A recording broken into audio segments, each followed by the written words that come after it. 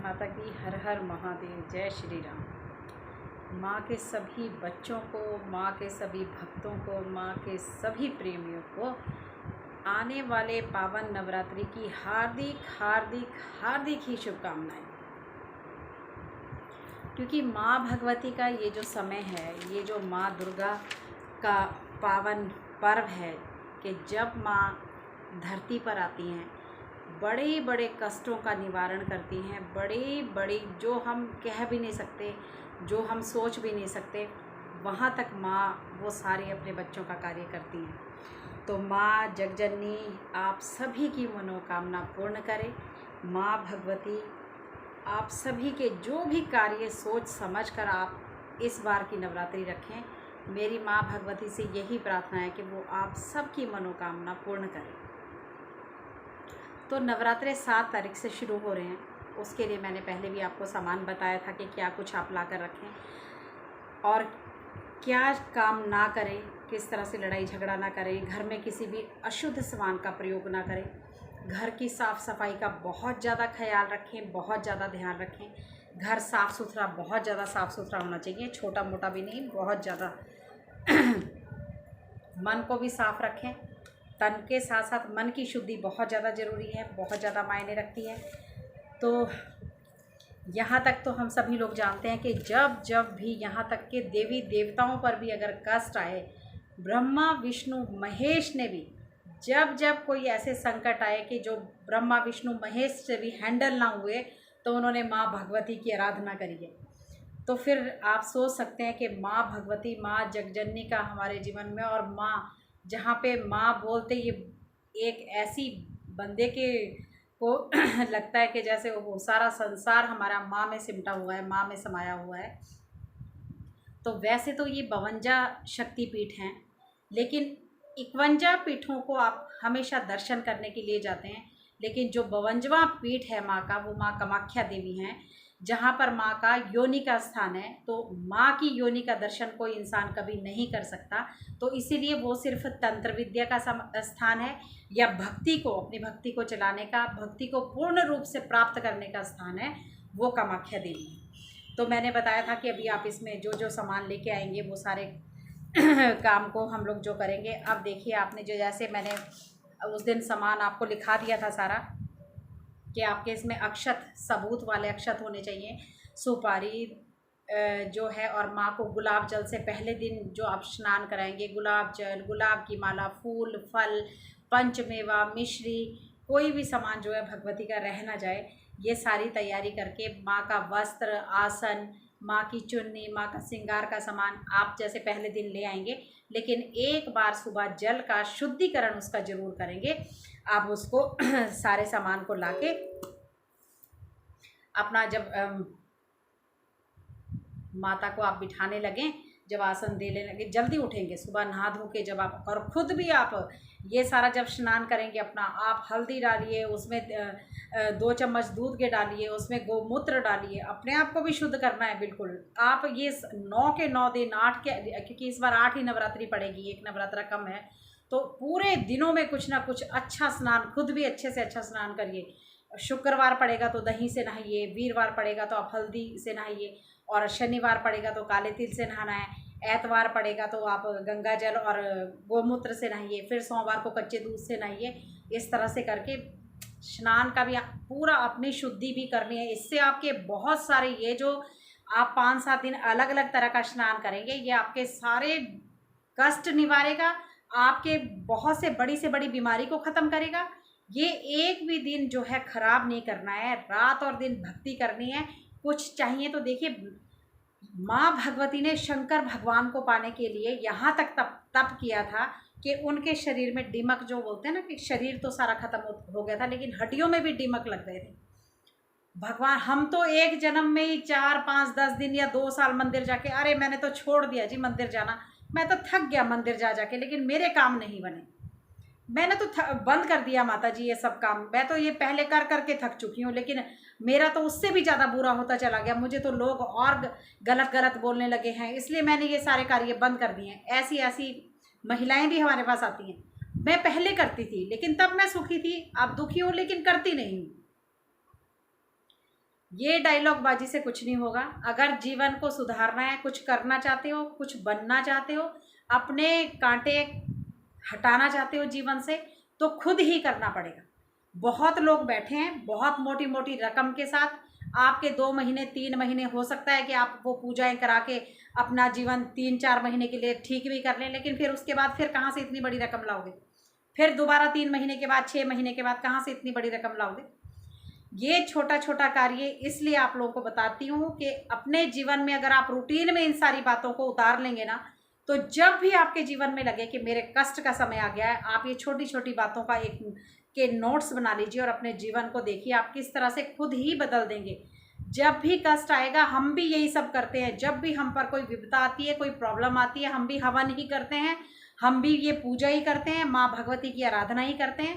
तो भगवान शिव की करो। हर समय पूरे साल में सबका समय है, भगवान ने अलग अलग उसमें बांट रखा है। भगवती के लिए नवरात्रे बनाए हैं, सावन बनाया है शंकर भगवान की पूजा के लिए, चतुर्मास बनाया है विष्णु भगवान की पूजा के लिए। सारे कहीं ना कहीं किसी ना किसी आपके लिए ऐसा कुछ बना रखा है, लेकिन आपको चलना पड़ेगा उस रास्ते पर। तो चलिए, सबसे पहले आप पवित्रीकरण करें सारे सामान का जो भी रखेंगे, और माँ भगवती को आसन देंगे सबसे पहले, और गणेश जी की स्थापना करेंगे। सुपारी को आप मौली लगा लीजिए, स्थापना करिए, सुपारी रखिए, सारा सामान अच्छे से माँ को स्नान कराइए, गणेश जी को स्नान कराइए। ये सारा कुछ आपने अब देखिए मंत्रों के साथ होता है, लेकिन कुछ नहीं, कोई टेंशन नहीं है। हम सब बिल्कुल यहाँ पे साधारण माँ भावना की भूखी है।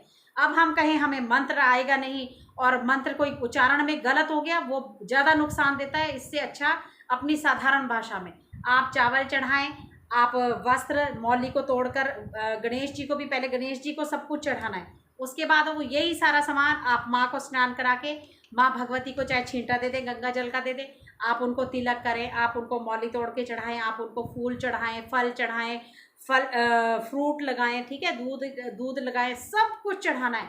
और उसके बाद चावल जो हैं, ये साबुत चावल, किसी भी पूजा में कितने भी अभाव के लिए चावल को इतना बड़ा अक्षत, ये जो है साबुत वाले, ये इतने पावरफुल माने गए हैं कि जब किसी भी सभी चीज़ों का अभाव हो जाए, हम कुछ भी ना ला सके, वहाँ अगर हम ये कहकर अक्षत चढ़ा देते हैं कि भगवान मैंने सब कुछ आपको बस ये अक्षत के साथ अर्पण कर दिया है, तो आप इसे स्वीकार करें, तो वो आपकी पूरी पूजा सफल हो लग जाती है। तो माता को बिठाने के लिए बिठाएं। और देखिए, अब सबसे ज़्यादा जो शुभ मुहूर्त है वो 6 से 7:30 बजे तक है।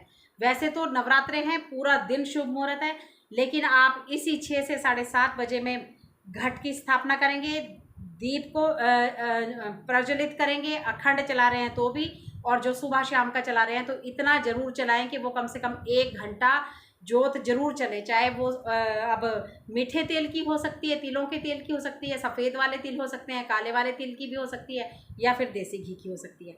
और अब भैरव बाबा बहुत ज़रूरी है माँ भगवती की उपासना में। भैरव बाबा के का दीपक जलाना सुबह शाम। अगर आप मीठे तेल की जोत जला रहे हैं तो एक दीपक छोटा सा सुबह शाम जरूर जलाएंगे भैरव बाबा के नाम का, तो वो तो माई के नाम की चलेगी। जो लोग देसी घी का चला रहे हैं वो भी भैरव बाबा के नाम की सरसों के तेल की जोत सुबह शाम छोटी सी लगाएं, चाहे मट्टी के दीपक लेके आएँ। अब ये देखिए, मट्टी का दीपक एक दिन जल गया, दूसरे दिन दूसरा नया लगेगा। कभी भी उस दीपक को बार बार ना वो धुलता है, सिर्फ जला के आप उसको शुद्ध कर सकते हैं। या तो अग्नि में सारे दीपकों को जला दें, आपने हवन किया, हवन कुंड में अग्नि कुंड में उसको छोड़ दें, वो पक के दोबारा से रिचार्ज हो जाएंगे, वो हो सकता है। नहीं तो आप नए दीपक खरीद के लाएंगे और नए ही दीपक जलाएंगे। पहला नवरात्रा 7 तारीख को पड़ेगा, तीसरा और चौथा नवरात्रा एक साथ ही पड़ेगा। नवरात्रा एक कम हो गया है, तो फिर आपका जो है ये 13 तारीख को जो लोग अष्टमी करते हैं वो 13 तारीख को करेंगे, 14 तारीख को जो है वो नौमी है, और 10वीं तारीख को तो विजयदशमी है। बहुत ही बड़ा पावन त्यौहार है ये भी। तो ये सारे काम आप लोग करेंगे। तो भगवान को, माँ को, हनुमान जी को, इन सारी चीज़ों में बहुत अच्छे से ये सारे जो है आपने उसके साथ जब आप घट की स्थापना करेंगे, एक बात का ध्यान रखना हमेशा कि जब हमने जोत जलाई, ठीक है, आपने पहले माँ भगवती को विराजमान कर दिया, गणेश जी को भी हो गया, हमने जोत भी प्रज्वलित कर दी, माँ को सिंहासन दे दिया। अब आप जो कलश लेंगे, अब ये कलश मिट्टी का ही होना चाहिए, सबसे बेस्ट मिट्टी का होता है। आप मिट्टी का लेके आएँ, उसके अंदर एक सुपारी डाल दें, 1 रुपए का सिक्का डाल दें, थोड़ा सा आप उसमें थोड़ा सा रौली डाल दें, मतलब सिंदूर डाल दें। बाहर से मटके को बांधना भी है, मौली से ज़रूर उसको मटके में बांध दें और बाहर से स्वास्तिक बना दें। उसमें जो आप कलश रखेंगे उसमें एक तरफ ओम लिख दीजिए, एक तरफ स्वास्तिक बना दीजिए, एक तरफ श्री लिख दीजिए, लक्ष्मी बीज है। तो आप ये सब करके उसको, अब कलश को आप जब पूरब की तरफ मुंह करके बैठेंगे तो आपने मान लीजिए ये मैं पूरब की तरफ मुंह करके बैठी हूँ। आपका जो कलश है, आपका जो लेफ्ट है, जैसे ये पूरब है और पीछे पश्चिम है, आपका जो लेफ्ट है मतलब आपका बायां हाथ में कलश जाएगा। माता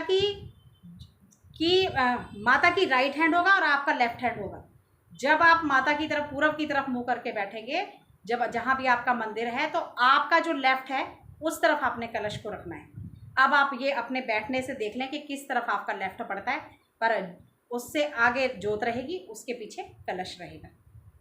अगर कोई आपको लगता है, आपका कन्फ्यूज़न लगता है, तो आप क्वेश्चन डाल सकते हैं, मैं आपको वहाँ पे बताऊंगी कि कैसे करना है। और उसके ऊपर अब आप नारियल जो स्थापित करेंगे, उसके ऊपर भी आप छोटा अशोका के पत्ते या आम के पत्ते बंदवार जरूर लगाना है। स्वास्तिक दरवाजे पे जरूर बनाना है। अपने रसोई में स्वास्तिक जरूर बनाना है। जहाँ माँ को विराजमान कर रहे हैं, दोनों तरफ शुभ लाभ लिखिए, सारा कुछ करिए। कलश की स्थापना हो गई, आपने कलश में ये सारा सामान डाल दिया। जब आप कलश को रखेंगे, उसके ऊपर भी थोड़े से चावल, थोड़े से फूल, थोड़ा सा वो तो आपने चारों तरफ पत्ते लगा दिए। अब जब आप नारियल रखेंगे, जो नारियल की चोंच है वो ऊपर की तरफ जाएगी। कोई लोग लिटा के भी रखते हैं, लिटा कर भी रख सकते हैं, और जो खड़ा करेंगे, जो चोंच वाला तीखा वाला है, वो ऊपर को रहेगा। ये तो हो गया, आपका कलश स्थापित हो गया। अब आपने ये देख लेना है इसमें क्या क्या सामान आपके पास नहीं है। कोई क्वेश्चन है, कुछ आपको लगता है कि कुछ कन्फ्यूज़न है, आप सवाल करें। अगली वीडियो में बताऊंगी कौन से मंत्र किस तरह से करने हैं, लंबी बहुत हो जाएगी। तो आप ये सारा सामान अगर अभी तक नहीं भी है तो जल्दी से तैयारी कर लें। ये था शुभ मुहूर्त, जो 6 से 7:30 बजे तक सबसे बेस्ट है। बस इसी में आपने ये सब कार्य करने हैं। वैसे तो सारा ही दिन बेस्ट है, लेकिन कुछ अभिजीत मुहूर्त होते हैं जिसमें कभी विघ्न नहीं पड़ता, जिसमें कभी कोई ऐसा कई बार हो जाता है कि कोई ऐसा भगवान ना करे कोई ऐसी घटना घट जाए कि हमारे व्रत बीच में रह जाते हैं। तो इस तरह के लिए ही अभिजीत मुहूर्त को देखा जाता है। तो माँ भगवती की कृपा से पहले उनसे प्रार्थना करनी है, फिर व्रत का संकल्प किस तरह करना है और कैसे व्रत में कौन सा मंत्र करना है, कौन सी देवी को क्या भोग लगाना है, ये मैं रोज़ आपको पूरा बताऊंगी। तो जय माता की, हर हर महादेव, जय श्री राम।